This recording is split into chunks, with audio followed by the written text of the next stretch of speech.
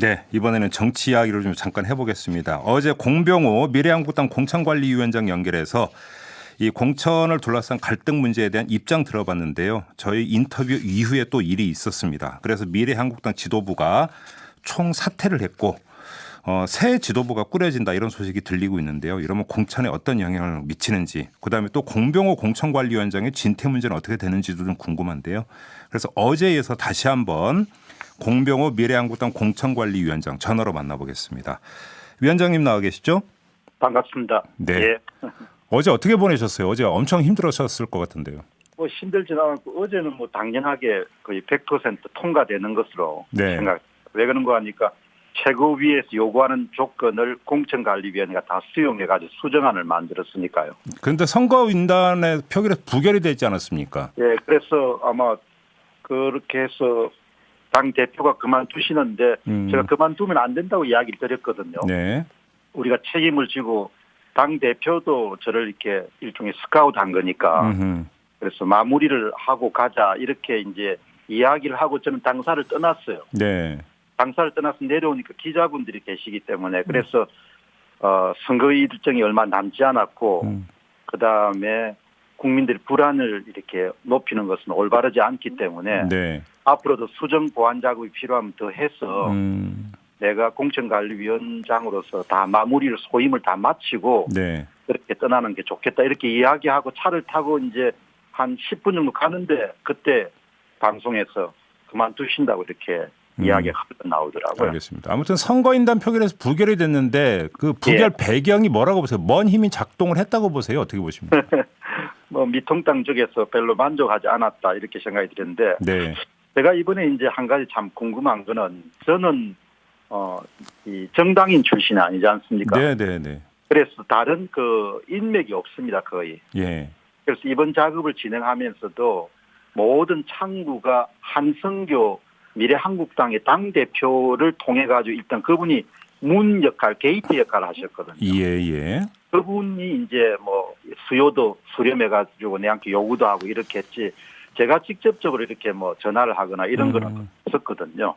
아, 그 말씀을 하시니까 오늘 아침에 나온 보도 하나 좀 확인할 게 있는데요, 위원장님. 예. 황교안 미래통합당 대표가 한성교 미래한국당 대표에게 예.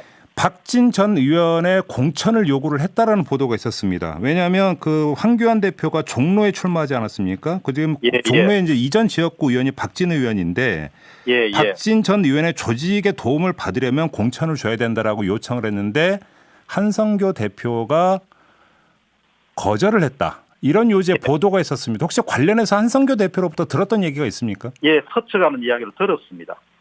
그러니까 박형준 그 후보하고 그다음에 박진 후보에 대해서는 이렇게 자기가 그 추진하고 있다는 이야기를 한성교 대표한테 들은 적은 있어요. 잠깐만요. 자기가 추진하고 있다라는 게 여기서 자기가 누굽니까?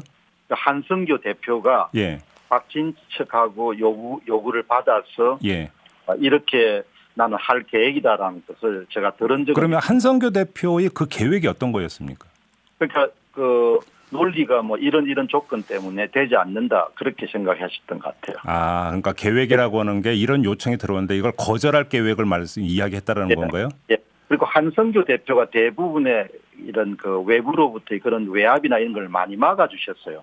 그러면 혹시 위원장님 다시 한 번만 확인할게요. 그러면 한성교 대표로부터 박진 전 의원과 박형준 혁신통합추진위원장의 공천을 그러니까 요청 받았다는 얘기를 직접 들으셨다는 얘기고요. 첫째.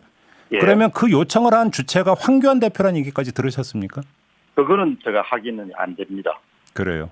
그냥 박진하고 그다음에 박형준 그 위원에 대해서 요청 받았는데 이런 조건 때문에 제가 받아들이기가 힘듭니다라고 한성교 대표가 말씀하시는 거를 제가 들었습니다. 그래요. 예. 그러면 그 지금 위원장님은 파악을 못했지만 한성교 이제 뭐 전 대표입니다만 전 대표가 그 두 분의 공천을 요청받은 건 직접 본인으로부터 들은 바는 있다라는 이야기로 그러니까 이해를 하면 되는 거죠, 위원장님? 그렇습니다. 알겠습니다. 두 번째 오늘 그 미래한국당의 새 지도부가 구성이 되고 나면 바로 위원장님에 대해서 재신임을 물을지 말지를 결정을 한다는 보도가 있었는데요. 혹시 사퇴 요구나 뭐 경질 조치 이런 것까지 좀 염두에 두고 계세요, 위원장님? 뭐 저는 그렇게는 생각을 하지 않고 있죠. 일단 새 집행부가 생기게 되면은 새 집행부가 결정을 안 하겠습니까? 네. 시간이 얼마 남지 않았습니까? 예. 이제 기존 공간위원회 체제를 다소 수정해가지고 마무리를 지금 한 7일 정도 남았거든요. 그렇죠. 예. 예. 그렇게 해서 외부적으로도 좀 이렇게 모양이 좋게 마무리를 하는 방법이 있을 것이고 예.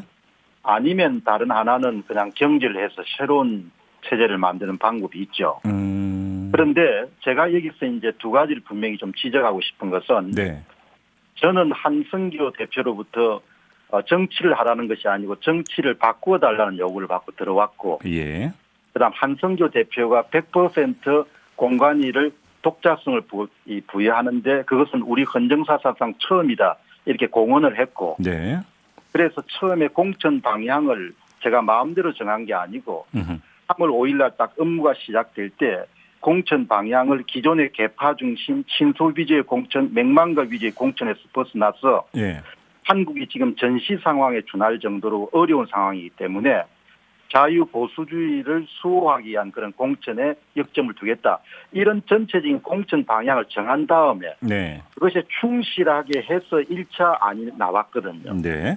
그 1차 안이 이 선거인단은 통과했지만 최고위에서 부결된 거 아닙니까? 네. 그래서 기다리니까 그 다음에 최고위가 다시 다른 데서 수요를 받아들여 가지고 4자리 정도를 바꾸면은 봉합이 되고 뭐 야권 분열이나 그런 인상을 주지 않고 새 출발할 수 있겠다. 그렇게 최고위에서 통보를 하게 그 장소에 저도 있었습니다. 네. 그래서 제가 많이 이렇게 양보를 해가지고 돌아온 다음에 공천관리위원회에서 공천관리위원들을 적극적으로 설득해가지고 가장 짧은 시간 내에 안을 만들어서 다음날 선거인단에 붙여지는데 부결이 됐거든요. 예. 그러니까 저는 가장 착실한 방법으로 작업을 해온 겁니다. 그러면 그러니까 위원장님 위원장님의 그 말씀에 따르면 추가 조정은 없다 이 말씀으로 이해를 해도 되는 겁니까? 어제도 말씀드렸지만 모든 것이 언론에 흘러나가기 때문에 마치 최종안으로 보이는 건데 예. 1차안도 그렇고 2차 수정안도 다 개정 가능한 잠정안이라는 것이죠. 그 말씀 추가 조정 여지가 있다는 말씀이시죠? 얼마든지 추가 조정을 할 수 있다는 이야기죠. 어제 한성규 대표는 나가시면서 2차안이 반드시 최종안이 돼야겠다 이렇게 이야기하지만 예. 집행부가 들어오셔가지고 이게 이 정도의 미세 조정은 좀 가능해야겠다 이렇게 하면 그게 저는 두 가지입니다. 하나는 선거법이 위반돼서는 안 되고 네.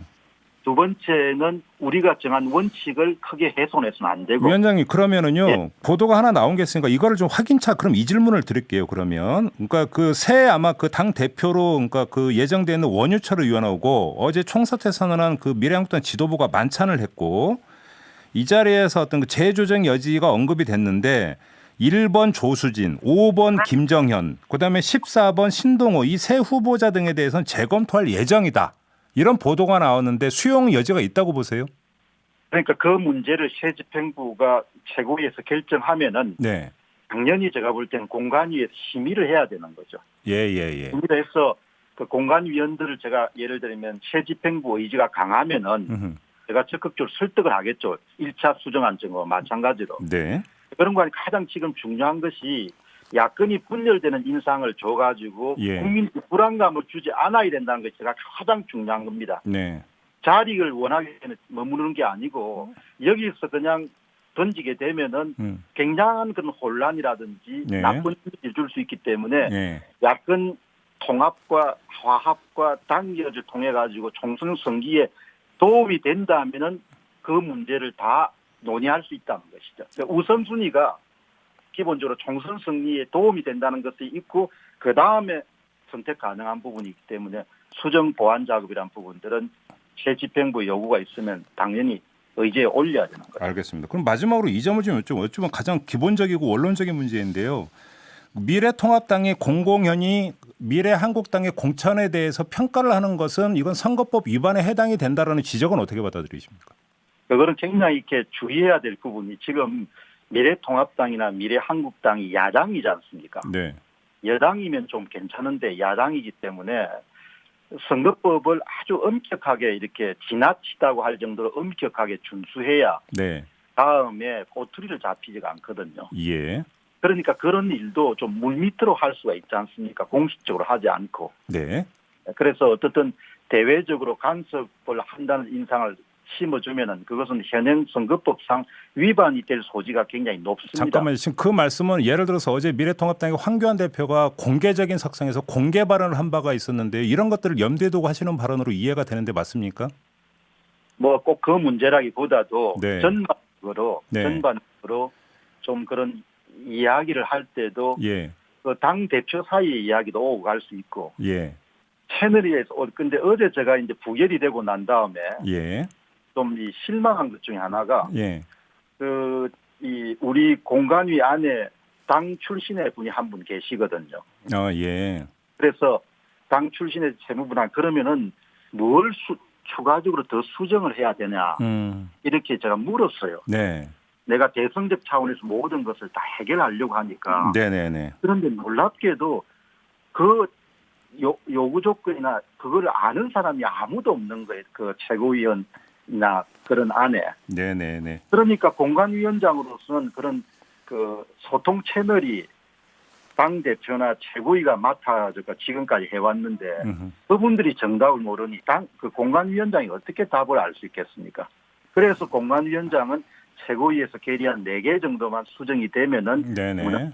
통과해서 마무리가 된다. 이렇게 알고 어제 선거인단 그 투표에 참관을 하게 된 거죠. 알겠습니다. 일단 시간이 다 돼서 마무리를 해야 되는데요. 만약에 새 지도부가 꾸려지면 이제 어떤 일성이 나오는지를 좀 지켜봐야 될 것 같습니다. 일단 오늘 말씀 여기까지 들을게요. 고맙습니다, 위원장님. 고맙습니다. 네, 지금까지 공병호 미래한국당 공관위원장이었습니다. 이슈의 핵심을 꿰뚫는 예리한 시선, 믿고 듣는 진품 시사, 김종배 시선 집중.